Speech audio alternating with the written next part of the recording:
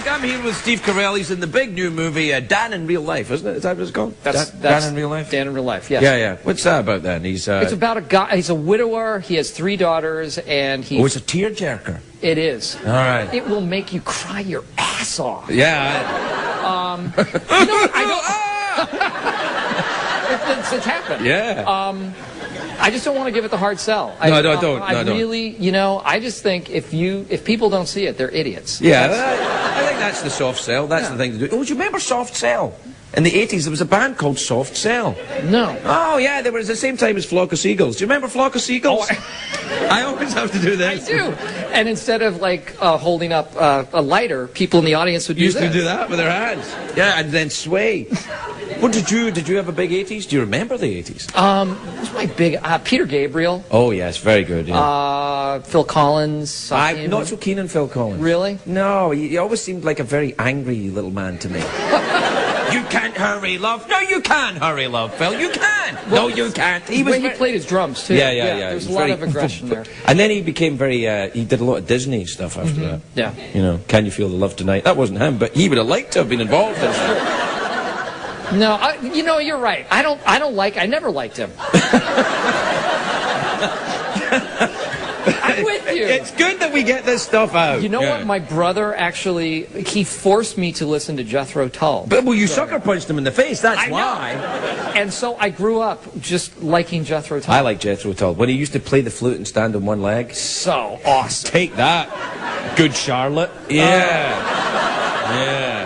Just heavy metal flute playing. Do you always know when there's a garage band playing in your neighborhood because there's like electric guitars and a clarinet? That's the only time you get that combination. I played the baritone horn growing up. Wow. And so try to fit that into a garage band. Did you? The baritone horn is essentially a small tuba. Yeah. And it really works with nothing other than a marching band. Right. Which this was not. You know, we have bass and guitar and drums and baritone. Hello, I'm an idiot. You know. But on sideways? Exactly.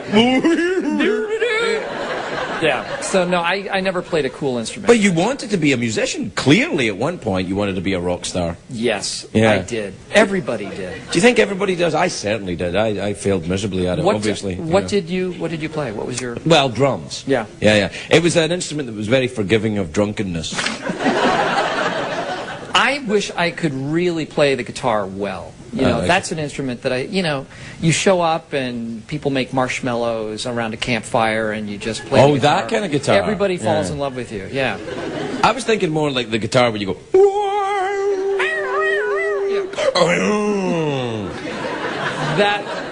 Yeah, but then you have to carry the amp around with you at all times. And the people across the other side of the campsite are like, will you keep the noise down? Did you do a lot of camping when you were a kid? I did. We used to go camping with our Nimrod trailer. Oh, hello. That sounds fancy. What's that? It was not fancy. It was like just a trailer that we pulled with the family car and we'd fold it out. It was like a tent trailer. And did you tell ghost stories and stuff around the campfire? Yeah. You know, it was that sort of, I have 3 older brothers. Right. And we'd all be hurting each other during this period. What do they do now, your older brothers? Do you mind talking about them or is it still too painful? No. No, one is an architect, right. One is an engineer, and one is a chef. I see. If one was a priest, that would be a great joke. Oh, really? A chef? A chef. And the chef walks into a bar. Yeah. Why the long face? I'm a chef. I've been working nights. What can I tell you? It's not funny. No. Now, I never met, though, a chef in my life. I like chefs. Because I enjoy food. You wouldn't like this one. Well, that's what I was going to say. And when you meet a chef, they're all crazy. Yeah, they really take themselves seriously as chefs. Yeah. Because one of my brothers fancies himself a pretty decent cook. Right. And the chef brother was helping make the family, holiday meal one year. And there was sort of a little acrimony between the two. Purple typewriter torture? A little typewriter torture because there was that attitude of, well, I'm a chef, you're a cook. Yeah. So what happens when you turn up as an actor, then? No one cares at all. No.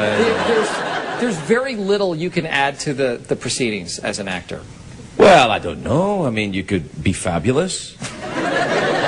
I mean, haven't you thrown yourself into that? You're a big star now. Don't you have, like, a yacht or something? Yes. Oh, good, good. Yes. I'm delighted to hear it. And I bring it back to Massachusetts with me. Right. And I park it outside my parents' house. Surf ashore? Yes. You can surf ashore from your yacht? Yeah, no. I make sure that my family knows that I'm a very big deal. Yeah, I